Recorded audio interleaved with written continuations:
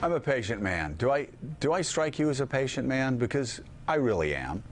And so I've patiently been trying to explain to Donald Trump and those around him that what works in a primary doesn't work in a general election. Well, guess what? We showed you earlier part of a Monmouth University poll earlier out this hour on swing states. And also in that poll, taken the week of the terror attacks in Orlando, respondents were asked about their opinion about banning all Muslims from entering the United States. Now, what did I say? I said this is something that may work with a small percentage of Republicans, but an overwhelming majority of Americans would oppose it. Well, guess what? 70% of Americans oppose a Muslim ban. 21% say they favor it. And last night, Donald Trump repeated questions from Bill O'Reilly on his insinuations about hidden motives behind President Obama's policies toward Muslims. This is what he said. I don't think you believe that he's a quisling, that he's someone who wants Islamic terrorism to prosper. You don't believe that, do you? I don't believe it. I do say, though, when I see a deal like was made with Iran, this horrible, horrible deal, and then I see the way he treats Israel, I say, wow, there seems to be a double standard. I'm not happy about it. But your insinuation after Orlando was a little bit more personal than that.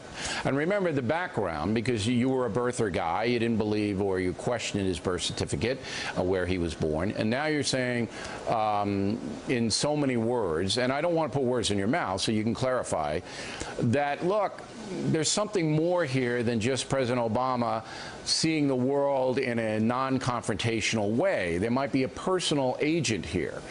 Is that on your mind? Well, it bothers me when he's afraid or doesn't want to mention the words radical Islamic terrorism. You're kind of dodging my question, and you don't usually do that. Do you believe there's a personal component inside the president's personality that sympathizes with the Muslim world and doesn't want to taint the Muslim world with terrorism? Is that what it's about?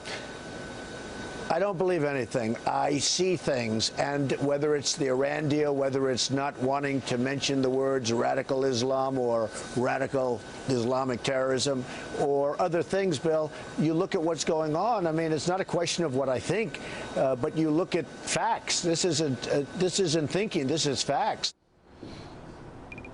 Okay, so a lot to unpack there, Nicole. I want to start, though, first with the Muslim ban, which I've been saying is un-American for a very long time, but have also been suggesting that not only is it un-American, but in a general election, it's just plain dumb politics.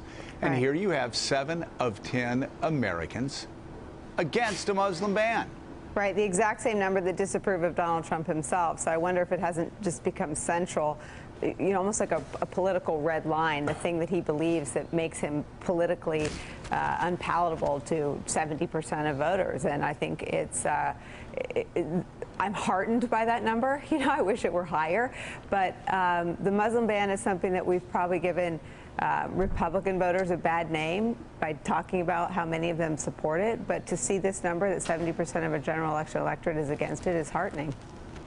Well, you know, and Mark Halperin, this has actually been a pretty consistent number for the past 4, 5, 6 months. I think I saw a Pew poll 4, 5, 6 months ago when Trump was talking about a Muslim ban.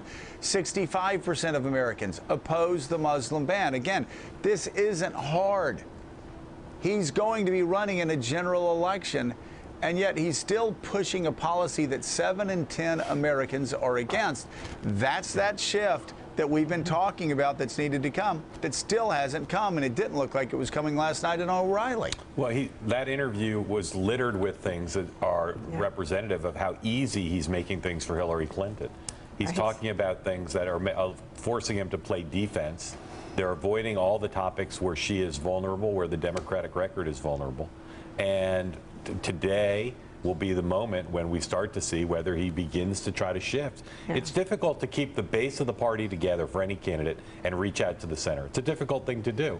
And Trump has never had to do it before. He's only run in the context of winning Republican votes. First-time candidate, did very well at that, has not so far been very good at doing simultaneously keeping the base together, reaching to the center.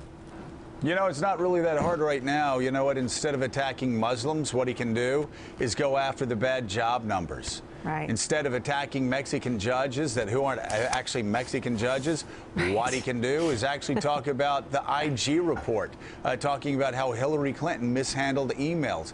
He could talk about so many things like that that would actually bring together the Republican base. Don't talk about Trump University. Talk about changing Washington. That's what Americans want to hear right. Hey there, I'm Chris Hayes from MSNBC. Thanks for watching MSNBC on YouTube. If you want to keep up to date with the videos we're putting out, you can click subscribe just below me or click over on this list to see lots of other great videos.